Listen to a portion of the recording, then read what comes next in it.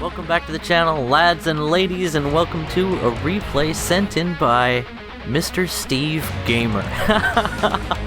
Now, this gameplay, in part, is also available on Mr. Steve's channel. You may have heard of him, but I feel that I have given you the superior version today, and I need not even explain why. Welcome to Der Situational. Yeah.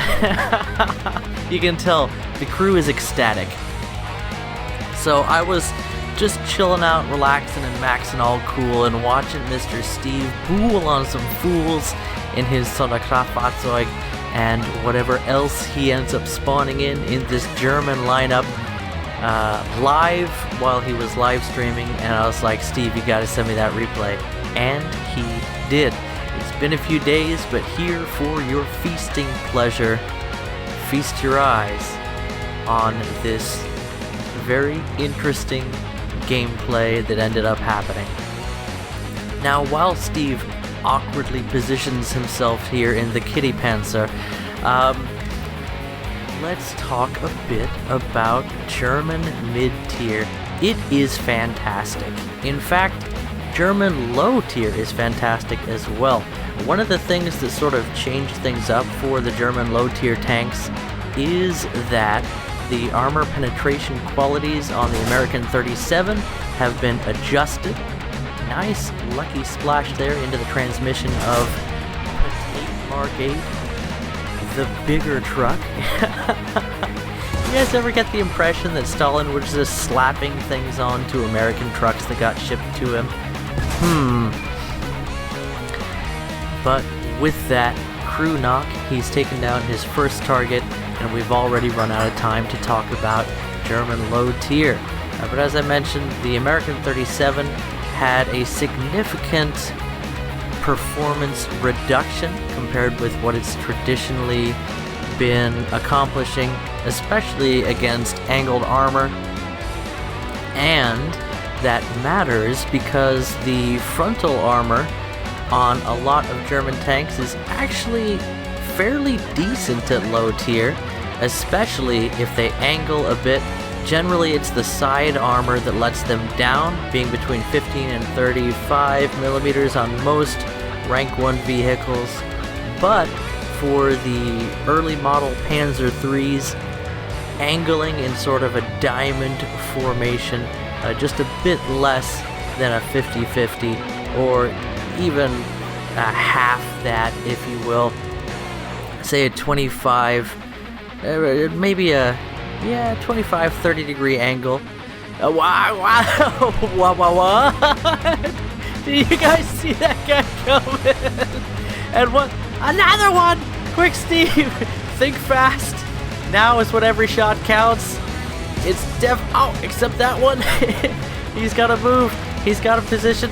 He survives the shot from the T-34, takes him down from a frontal pen. Now he's got to deal with the KV-1, who definitely has the armor advantage, but not the positioning advantage. Steve, accentuating that by killing the mobility of the KV-1, now has time to position himself and plink a shot off of the back of the turret. I'm not going to ask what happened to that one. One into the side of the turret. Now cools things down for that KV-1. He has a moment to stop and think about his life choices before he gets finished off. And here you see one of the reasons why you just had to see this replay today. I had so much fun watching this live, and Steve, in his typical style, was of course commenting on the ridiculousness of that which we just viewed. But how much better to watch it with the Hello Kitty camouflage on the Sonderkraftfahrzeug, am I right? Anyway, we can hear airplanes whizzing overhead. We can hear vehicles in the near vicinity. Cannon rounds going off, ordnance being dropped. And that is one of those advantages that Steve did not have in this replay.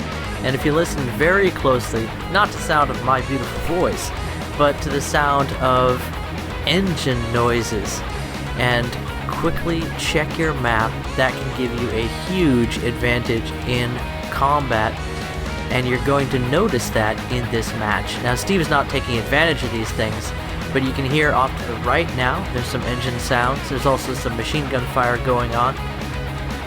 We don't have the mini-map open on this replay, just to give you more view of the screen. Off to the left, you can hear an engine. Off to the right as well. And those are just things. There's the engine we heard. And goodbye, T-34. Steve just holding it down for his team. Going where he needs to go. Doing what he needs to do as he racks up yet another kill so early in the match. An enemy shell whizzes by, and I'm thinking, get to cover, but shielded T-34, no pay to win here, stands no chance against the Sonderkraftfahrzeug with the 75mm cannon. This is one of the most fantastic light vehicles in the game, and it is a treasure in the German tree that is sadly lacking in light vehicles, light mobile vehicles, especially in the mid to high tiers. Unfortunately, the best version of the Sonderkraftfahrzeug, is not available in the regular tech tree. It was an event premium, and it remains one of the most sought after vehicles on the market. A vehicle behind Steve takes a hit, and he is already out of there, getting ready for his next flanking attack on the enemy. One of the things you'll notice about Steve if you watch him play, or should I say Mr. Steve, is that he tends to keep moving. He fires on the move, he moves, he fires, and he moves some more. He's keeping an eye on the map, he's checking out where enemy forces are likely to be, and he's circling around for that good old reach around action. As I mentioned, he gets a nice hull break on that AA Petite truck that just never saw him coming. It's all about getting into position. If you're in the right place at the right time, things go. Oh, that's a KV. Did he see us? Did he see us? Don't peek, Steve. Don't risk it. He's risking it. Goes for a shot on the move as he retreats. Yellows the track. The KV definitely knows where he is. Another shot, beautifully and riskily placed there in the turret. That was a risk, but it paid off nicely, taking out turret crew and breach with a final shot into the front plate to finish it off. Yet another enemy! Did he see him? He must have seen Steve. Yes, he did. And those 23mm anti-aircraft rounds are more than enough to punch through the thin armor of the Sonderkraftfahrzeug to finish Steve off after his rampage. That's not the end for our hero. As I clean up the screen for us, thank you, replay system, for always being inconsistent. Consistently inconsistent, if you will. But as I've mentioned before, I do love the ability to watch and to record these replays for you guys. Feel free to send in your own replays. You don't have to do things that are as crazy as Steve to get featured on the channel, and you certainly don't have to be a memester, large YouTuber to be my friend. So go ahead and check the links in the description if you'd like to submit something to Toshio Thunder. Discord is the best way to get a hold of me. Steve here trying to carry his team.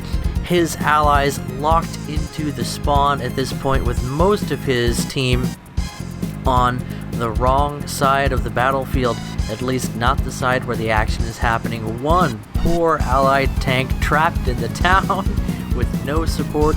Who knows how many enemy vehicles have infiltrated the area after Steve's rampage. Things do move very quickly on this map. Even the T-34 itself, as the 4.0 stolen T-34 that Steve is using. Where did that round go? Any answers to that one? I could have sworn it went straight through that Petite truck, but be that as it may, Steve does eventually secure that kill, even though the enemy team is likely to be very aware of Steve's presence by this time. Continuing to try and get those reach around attacks on the enemy. We can hear off to the left someone revving an engine. Is it an enemy? I'm not sure. Looks like it's an ally, judging from the minimap. Open field, and Steve hasn't taken any fire yet. That is sure to change, if I do recall correctly. Always dangerous to push out into the field here, but it does give you a bit of ability to scout out your surroundings. At least you can see what's going on. Checking here, he's angled nicely for anyone that peeks their head over that hill. Now, repositioning once more. Steve never staying in the same place for long. This is not a camping playstyle. The man listens to 80s rock and he fights like a jock as he goes from one position to another, driving the enemy out of his game. He has been carrying his team in this match with definitely the most kills and not a whole lot. Look, there's still 4 or 5 people just sitting in the spawn. Now, I understand if all you have left is an AA, but sometimes it's time to push up and win or lose, but make something happen, especially when you see people like Steve and the, 1 or 2 other people in the town as well. Ping on the minimap shows that the battle has been joined back at the capture point. Steve hoping here to catch enemies as they reposition. Engine sounds off to his right, and also a tank in the corridor there. Nice shot on that one. We heard that guy, and now we see him. T-34 rear shot. This should be gravy, and indeed, the shape of that fighting compartment is just so prone to being penned by APHE, causing death to the entire crew. Shot through the heart, and KV is to blame. Could not get the pen on that KV-1B because of its armored cheeks. It was a quick shot that Steve took there, well aimed, but just his judgment was off there. Hard to tell if it has the extra armor or not until your round fails to pen, and that is one of the issues with this T-34 as well. Not the highest armor penetration qualities, very difficult to face KVs from the front. Now, there are places like the turret cheeks, just on the flat parts of that rounded mantlet that you can punch through, but even then, it's difficult. You really do want to try to go for those flanking shots on the KVs if at all possible. Otherwise, going through the flat part of the hull is also an option if they're not angled, but every good KV driver with their 75mm of side armor does angle.